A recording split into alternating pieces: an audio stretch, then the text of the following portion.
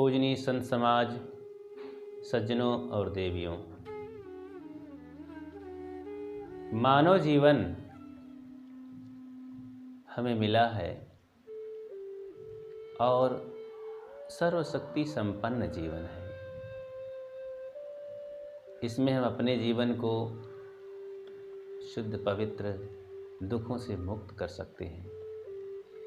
यही चाहना कामना है भी, लेकिन लोग इस धार्मिक और परमार्थिक दिशा में मेहनत नहीं करना चाहते हैं, कष्ट नहीं सहना चाहते हैं, जबकि भौतिक क्षेत्र में ये सब जानते हैं कुछ पाने के लिए कुछ खोना पड़ता है।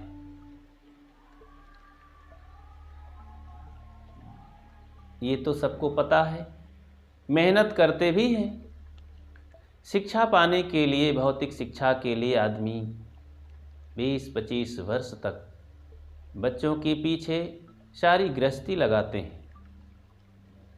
किसी कला कौशल के लिए वर्षों सीखते हैं।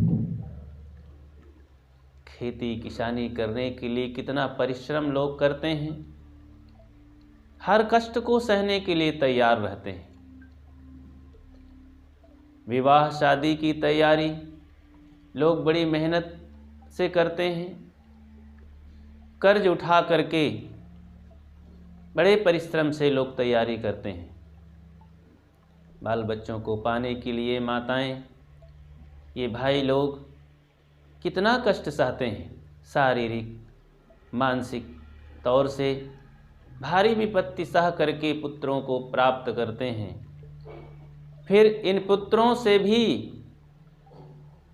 जो पाना चाहते हैं उनकी आशा में पानी फिर जाता है, फिर भी मुख नहीं मोड़ते हैं। लेकिन धर्म के क्षेत्र में, कल्याण के क्षेत्र में कोई परिश्रम ना करना पड़े, कोई कुछ सहना ना पड़े। गुरु संतों के पास भी हमें मीठी मीठी बातें सुनने को मिले, गुरु संत भी हमारा सम्मान करते हों, हमें प्यार देते हों, फुसलाते हों, ऐसा कोई गुरु मिले, हमारी गृहस्थी को भी ठीक कर दे। कामनाएं लेकर के जाते हैं, उनके आज्ञा में चल करके पारमार्थिक दिशा मजबूत नहीं करना चाहते हैं। कोई सीख देते हैं, कोई त्याग कराने की बातें जब बताते हैं तो उन्हें भय लगता है। जब सेवा दान की बात आती है तो भागने लगते हैं। सब फिर ही चाहते तो हैं सुख शांति, दुखों से मुक्ति चाहते हैं, लेकिन मुफ्त में चाहते हैं। कुछ देना ना पड़े, कुछ करना ना पड़े, कुछ सहना ना पड़े, फ्री हो जाए। कैसे होगा? आइए एक उदाहरण के माध्यम से समझते हैं। अकामपुर शहर था, वहां जो पहुंचता था सुखी हो जाता था। पहुंचने के लिए वहां एक ही सदर फाटक था, उस फाटक से कोई पहुंच सकता था। बहुत लोग तैयार हुए, लेकिन जैसे ही फाटक के पास पहुंचे तो वहां चुंगी देने की बात आई। लोगों ने कहा, नाग भाव सिकोड़ा और कहा चुंगी तो हम नहीं देंगे। दूसरा रास्ता खोजे, दूसरा कहीं कोई रास्ता था ही नहीं। लोग शहर के आगे पीछे नदी नाले कांटे खाई में भटक करके वापस चले गए, जहाँ के तहाँ रह गए। कुछ लोग पास में गए और फिर ही जाना चाहे, उनको वापस होना पड़ा। और कुछ ही लोग थे कि चुंगी दे करके शहर के अंदर गए और सदा के लिए सुखी हो गए। वो शहर कौन सा है? वो गहरी शांति, पवित्र जीवन, मन की निर्मलता ही अकामपुर शहर है।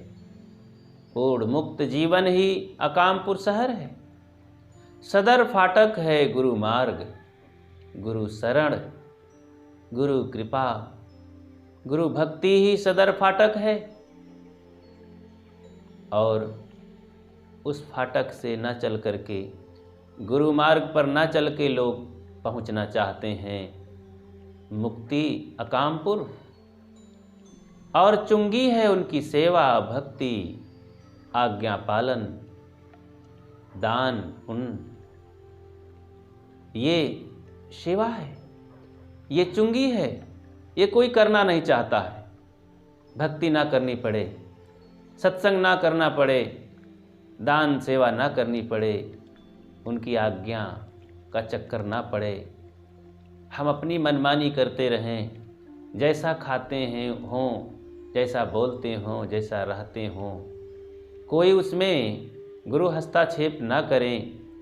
हम अपने मन से ही जीना चाहते हैं, हम मनमुखी बने रहना चाहते हैं, गुरुमुखी नहीं बनना चाहते हैं। बहुत कष्ट महसूस करते हैं बंधुओं, तब तो फिर हम शहर के अंदर जा ही नहीं सकते हैं। कोई रास्ता नहीं है, हमें बिना चुंगी दिए प्रवेश मिल ही नहीं सकता है। ये परमार्थ क्षेत्र है। बाहर तो कहीं घूस चल जाता है, रिश्वत चल जाती है, कहीं कोई उपाय चल भी जाता है, अवैध ढंग से लोग वहाँ पहुँच जाते हैं, अपना काम करा लेते हैं। लेकिन धर्म के क्षेत्र में जैसा करो वैसा भरो, गणित का क्षेत्र जैसे होता है 1 1 2, 1 1 4 नहीं होता है, 10 नहीं होता है, 1 1 2 होता है। वैसे ही जैसा करो वैसा भरो, सही का सही, गलत का गलत। इसीलिए हमें दिमाग में ये बातें बैठानी चाहिए और गुरु मार्ग में चल करके ही हमें कल्याण हासिल करना चाहिए और उस अकामपुर शहर में पहुंच करके सदा के लिए सुखी होना चाहिए। ये जीवन मिला है। सदगुरु कबीर कहते हैं, मानुष जन्म नर पाए के चूके अब की घात, जाए परे भव चक्र में सहे घनेरी लात। घनेरी लात, बहुत दुख सहना पड़ेगा। मनुष्य जन्म से जब चूकते हैं और मानवेतर खाने में पहुंचते हैं, मनुष्य से नीचे जो पशु पक्षी कीड़े मकोड़े हैं, वहाँ तो केवल भोगना ही पड़ता है, दुखों की खानी है और वो से भोग भूमिका कहते हैं। वहाँ कोई संभावना नहीं है सुख शांति पूर्वक जीने का, कोई सद्गुण लेने का, जीवन को बदलने का। ये मानव जीवन सीढ़ी की तरह है।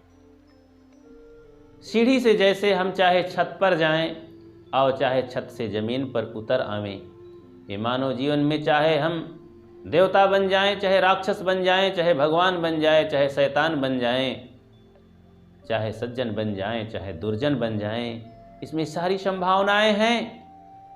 अभी ये मौका है, अभी सुनहला अवसर है। इसीलिए कहा गया, बड़े भाग्य मानुष तन पावा। बड़े भाग्य से मानव जीवन मिला, लेकिन दुर्भाग्य है कि चाहते हैं सुख, लेकिन बुरे कर्मों के पीछे दौड़े चले जाते हैं। कुछ परिश्रम नहीं करना चाहते हैं, कुछ त्याग नहीं करना चाहते हैं, सारी बुराइयों को ढोते रहना चाहते हैं, सारी कमियों को धोते रहना चाहते हैं। जैसा हम अनादिकाल से भटकते हुए आए हैं, वो मार्ग में आदत है, उस आदत को छोड़ते ही नहीं। न खाने में परिवर्तन होता है, न चाल चलन में परिवर्तन होता है, न वाणी भाषा में परिवर्तन होता है, न स्वभाव में परिवर्तन होता है। स्वभाव परिवर्तन ही जीवन का परिवर्तन है। जीवन सौभाग्यशाली होते हुए भी हम दुर्भाग्यशाली बना डालते हैं। इसलिए बंधुओं, मेहनत करें, मुफ्त में कुछ मिलने वाली नहीं है। मेहनत करें, मेहनत करें, कुछ काम करो, कुछ काम करो, जग में रहकर कुछ नाम करो। ये जीवन मिला है कुछ करने के लिए। अब कुछ क्या, बहुत कुछ करते आए हैं। हमें परमार्थ करना है, स्वरूप स्थिति पानी है, अपने को जानना है। अपने को नहीं जाने तो क्या जाने, अपने को नहीं पाए तो क्या पाए। इसलिए बंधुओं, हमारी चाहनाएं पूरी नहीं होंगी, क्योंकि हमारी दिशा खराब है। सही दिशा होनी चाहिए। इसके लिए हमें सब कुछ सहने के लिए, सारी मुसीबत उठाने के लिए तैयार रहना चाहिए। अनोखा जीवन है, ये सौभाग्यशाली जीवन मिला है। इसको आखिर क्यों हम ऐसे गंवाएं? इसको समझने के लिए फिर हम एक उदाहरण समझते हैं। उदाहरण लेते हैं। कुछ दरिद्र मनुष्य कमाने गए थे शहर में, कुछ पैसे कमाए। उनका मन हुआ कि जरा घूमने चले। घूमने के लिए उनके मन में खाने की इच्छा हुई। चलो आज कुछ यहाँ खाते पीते हैं। एक बड़े रेस्टोरेंट होटल में पहुँच गए, जो विख्यात था होटल। बहुत बड़े बड़े धनी लोग, देश विदेश के लोग वहाँ खाते थे। हर प्रकार की व्यवस्था थी। वहाँ पहुँचे। दरिद्र बहुत खुश थे। उनके हाथ में आज कुछ पैसे आए थे। वे अच्छा सा अच्छा खाना और घूमना चाहते थे। तो होटल में पहुँचते हैं, बहुत खुश होते हैं। वहाँ की गहमा गहमी, वहाँ की चमक, वहाँ का जो बनावट, नकाश और व्यवस्था थी, देखकर बहुत खुश हुए। बोर्ड एक टंगा हुआ था, उसमें लिखा था कि आइए स्वागत है, आप भोजन कैसा करना चाहते हैं? भारतीय भोजन करना चाहते हैं कि चाइनीज भोजन करना चाहते हैं? उनके मन में पहली बार हुआ था कि हम लोग तो गांव के लोग हैं, छोटे छोटे गांव देहात शहर के लोग हैं। हम तो सदा गांव का ही भोजन करते रहे। यहाँ तो भारतीय नहीं बल्कि विदेशी भोजन भी मिल रहा है। तो भारतीय भोजन तो बहुत किए हैं, चलो विदेशी भोजन करते हैं, चाइनीज। तो चाइनीज भोजन करना चाहते हैं तो बाएं मुड़ जाइए, ऐसा लिखा था। बाएं मुड़ गए। एक गैलरी थी, चल दिए। जैसे 10 कदम गए तो वहाँ एक बोर्ड दिखाई पड़ा कि हाँ, ये बताइए कि आप चाइनीज भोजन तो करेंगे, लेकिन शाकाहारी करेंगे कि मांसाहारी करेंगे? शाकाहारी करना चाहते हैं तो दाहिने मुड़ जाइए, और मांसाहारी करना चाहते हैं तो बाएं मुड़ जाइए। सोचे हम तो भारतीय हैं, चलो हम शाकाहारी भोजन करते हैं। शाकाहारी की तरफ दाहिने मुड़ गए। चारों वो मनुष्य बहुत खुश थे और होटल में जाकर चकाचौंध में पड़ गए थे। अच्छा से अच्छा देखना, सुनना, खाना चाहते थे। शाकाहारी भोजन की तरफ दाहिने मुड़ गए। आगे फिर एक बोर्ड मिला, 2 दरवाजे दाहिने दाएं बाएं थे। उसमें लिखा मिला कि शाकाहारी भोजन आप करना चाहते हैं, परंतु देसी घी का खाना चाहते हैं कि डालडा का बना हुआ खाना चाहते हैं? अगर देसी घी का खाना चाहें तो दाहिने मुड़ जाएं, और डालडा का बना हुआ खाना चाहें तो बाएं मुड़ जाएं। उनके मन में बहुत प्रसन्नता हुई कि अरे यहाँ देसी घी का भी बनता है भोजन, चलो खाना ही है, देसी घी का खाएं। दाहिने मुड़ जाते हैं।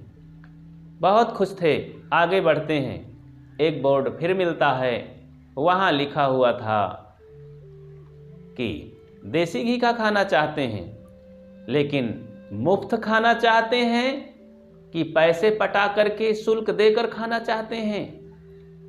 मुफ्त खाना हो तो बाएं मुड़ जाइए, और पैसे दे करके खाना हो, नगद खाना हो तो दाहिने मुड़ जाइए। उधार खाना हो, मुफ्त खाना हो तो बाएं मुड़ जाइए। बहुत खुश थे कि वाह, होटल देसी घी का माल और मुफ्त में भी मिले। बहुत खुश थे, चलो खाना है तो नगद क्या, मुफ्त में खाएं। और बाएं मुड़ जाते हैं। दरवाज़ा खुलते ही, क्रॉस करते ही और 2 कदम जैसे आगे बढ़े, देखे चारों दरिद्र वही पुरानी सड़क पर खड़े थे। अवाक रह गए, अरे हम तो पिछवाड़े आ गए सड़क में। और फिर मुड़ करके देखे, एक बड़ा बोर्ड लिखा हुआ था, अरे तुम जैसे नमक हरामों दरिद्रों के लिए यहाँ भोजन नहीं है तो मुफ्त में खाना चाहते हो, निकम्मो। और अपना सा मुँह लेकर के दुखी होकर के वापस होना पड़ा। भाइयों, हम मुफ्त में खाना चाहते हैं तो सड़क पर ही होना पड़ेगा। ये मानव जीवन की घड़ी बीत रही है, धीरे धीरे समय भागा जा रहा है।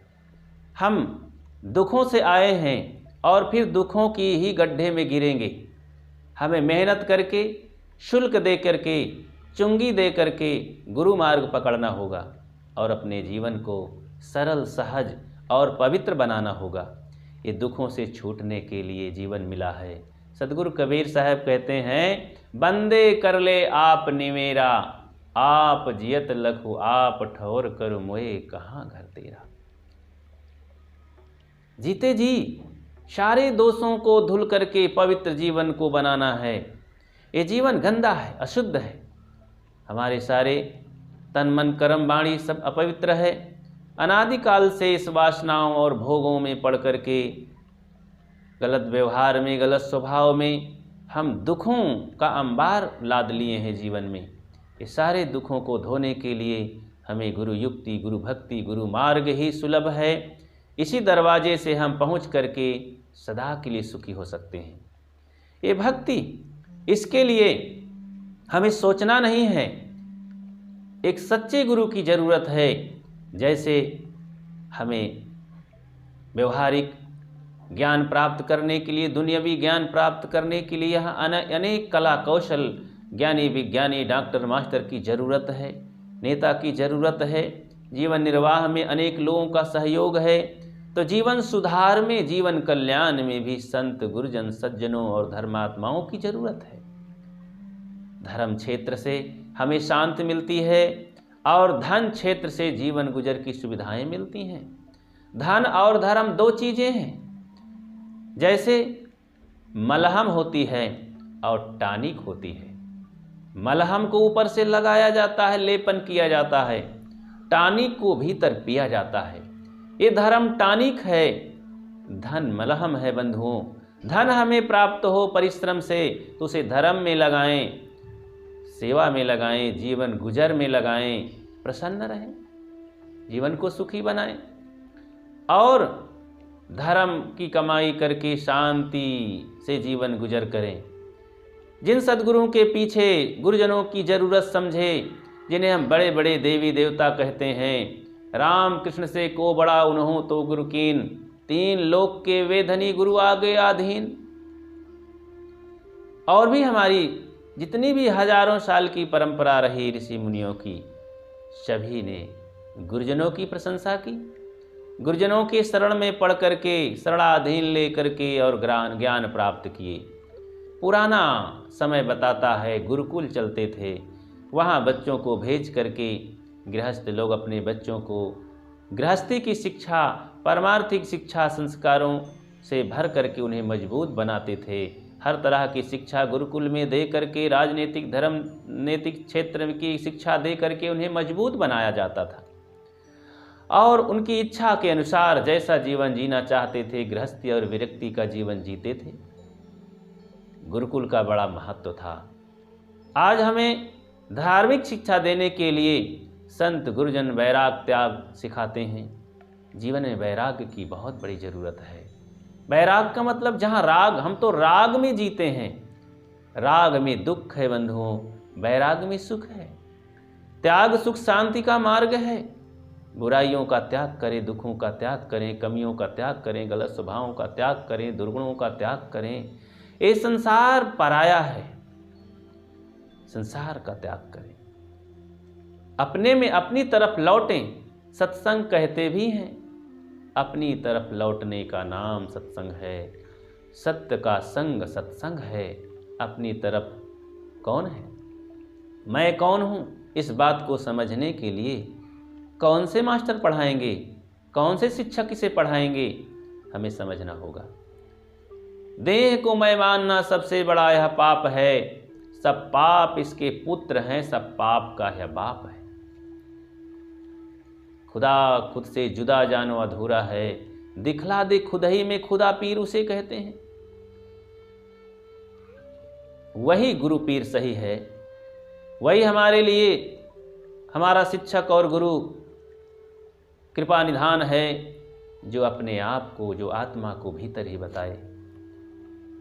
दिल में खोज दिलहिमा खोजो यह करीमा रामा, सदगुरु कहते हैं हृदय बसे ते ही राम न जाना।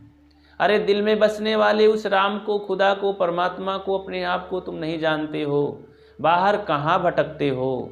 भटकते भटकते तो अनादिकाल का समय बीत गया बंधुओं, कहाँ तक भटकेंगे।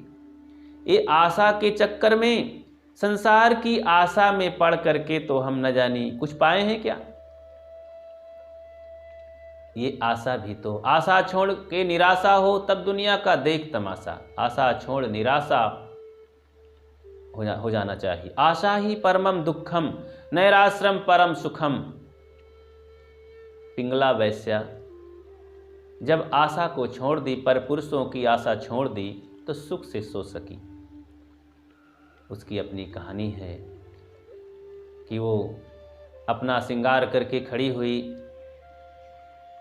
अपने दरवाजे पर, देखी कि कोई नौजवान आ रहे हैं और हमारा ग्राहक बनेंगे। कोई उधर नहीं मुड़ा। 10 बज गए, 11 बज गए, 12 बज गए, रात 12 बज गए, अब कोई नहीं आ रहा।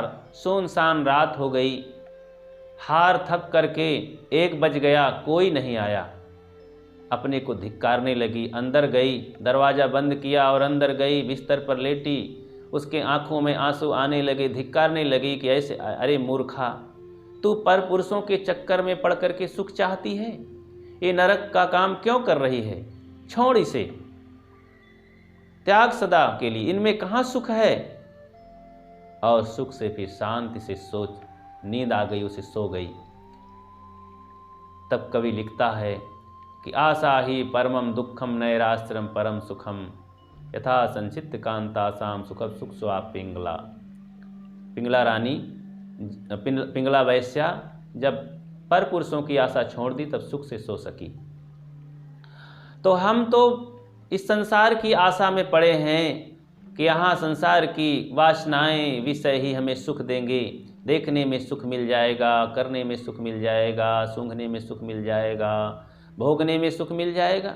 ये बच्चे सुख देंगे, ये पत्नी सुख देगी, ये संसार के लोग, ये धन दौलत, ये ज़मीन सुख देगी। अरे बंधुओं, अगर ये ज़मीन से कोई सुखी हुआ होता तो बड़े बड़े लोग, ये सब धनपति लोग, अरबपति लोग सुखी हो गए होते।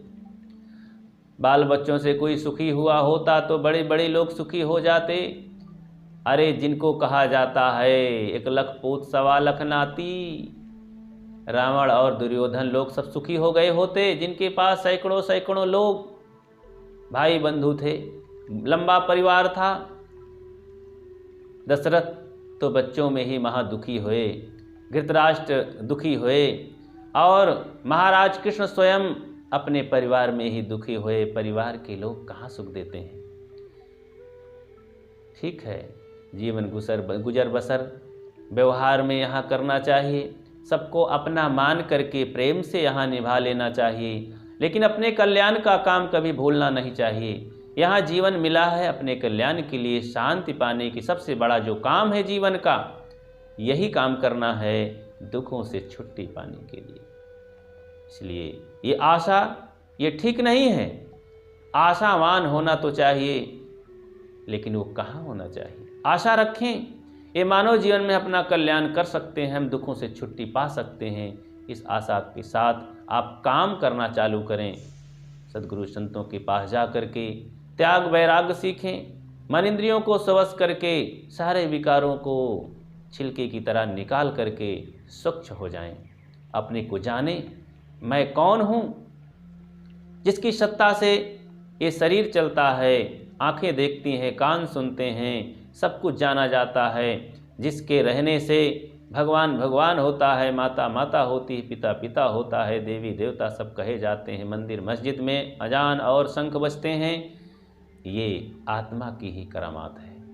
जिस दिन ये जीव आत्मा शरीर से निकल जाएगा तो फिर सब ये धरा रह जाएगा, कोई मंदिर मस्जिद अल्लाह अकबर कहने वाला नहीं होगा। इसलिए इस सत्ता को समझें। सारे धर्म कर्म को करने वाला, सारे भौतिक क्षेत्र में हलचल मचाने वाला इस वैज्ञानिक युग में वो कौन है? वो आत्मा ही है। जीव बिना नहीं आत्मा, जीव बिना नहीं ब्रह्म, जीव बिना सीओ नहीं, जीव बिना सब भ्रम। जीव को समझें, इसीलिए हम अपने आप को समझें। तो मैं कह रहा था कि चुंगी दिए बिना जीवन में हम अपनी सत्ता को, अपने स्वरूप को, अपनी स्थिति को हासिल नहीं कर सकते हैं।